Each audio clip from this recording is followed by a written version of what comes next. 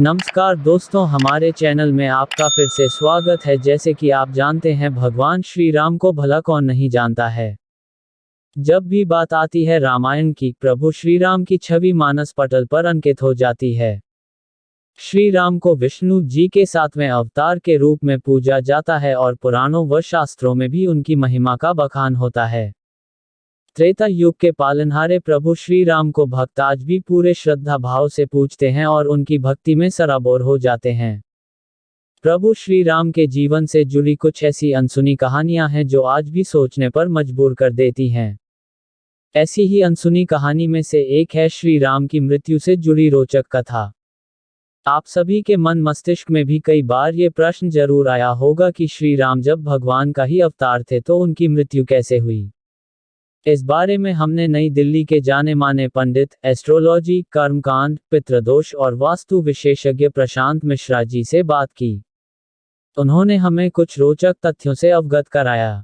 आइए जानें प्रभु श्री राम की मृत्यु से जुड़ी कथाओं के बारे में। रामायण और अन्य पुराणों के मुताबिक प्रभु श्री राम का जन्म 5114 ईसा पूर्व हुआ था। प्रभु श्री राम अयोध्या के राजा दशरथ के बड़े बेटे थे। उन्हें भगवान विष्णु का अवतार कहा जाता है। यही नहीं, उनके विशेष कृत्यों की वजह से उन्हें मर्यादा पुरुषोत्तम के नाम से भी जाना जाता है। प्रभु श्री राम से अयोध्यावासी काफी प्यार करते थे और उनके वनवास जाते ही वो अत्यंत दुखी हो गए। प्रभु श्री राम की मृत्यु से जुड़ी कई कथाएं प्रचलित हैं। एक कथा के अनुसार सीता ने अपने दोनों बच्चों लव और कुश को प्रभु श्री राम को सौंपा और धरती माता के साथ जमीन में समा गईं। सीता के जाने से प्रभु श्री राम इतने दुखी हो गए कि उन्होंने यमराज से सहमति लेकर सरयू नदी में जल समाधि ले ली। भगवान श्री राम ने धरती पर 1000 वर्षों से भी ज्यादा समय तक शासन किया। अपने इस लंबे शासकाल में भगवान राम ने कई ऐसे काम किए जिन्होंने हिंदू धर्म को एक गौरवमयी इतिहास प्रदान किया। पंडित प्रशांत मिश्रा जी बताते हैं कि पद्म पुराण के अनुसार भगवान राम जब अपना अवतार काल समाप्त करके एक ऋषि का रूप धारण करके आए तब काल यानी यमराज भी एक ऋषि के रूप में आए और उन्होंने राम जी से बात करने का आग्रह किया। तब श्री राम ने काल से कहा कि कोई हमारे बीच न आए। उस समय प्रभु श्री राम ने भ्राता लक्ष्मण से कहा कि वो एकांत चाहते हैं और काल से वार्तालाप करना चाहते हैं, इसलिए आप दरवाजे पर खड़े हो जाएं जिससे कोई भीतर प्रवेश न कर सके। इतनी देर में ऋषि दुर्वासा वहां आ गए और राम जी से मिलने का आग्रह करने लगे।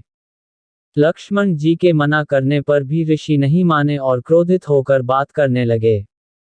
लक्ष्मण जी दुर्वासा के क्रोध से बचने के लिए कमरे में प्रवेश कर गए जहां श्री राम वार्तालाप कर रहे थे। ये देखकर श्री राम भी लक्ष्मण पर कुपित हुए और उन्हें मृत्यु दंड न देकर देश निकाला दे दिया। लक्ष्मण जी के लिए वह भी मृत्यु सामान ही था, इसलिए वो सरयू नदी में समा गए और शेषनाग का रूप धारण कर लिया। भाई की जल समाधि से आहत होकर श्री राम ने भी जल समाधि का निर्णय लिया।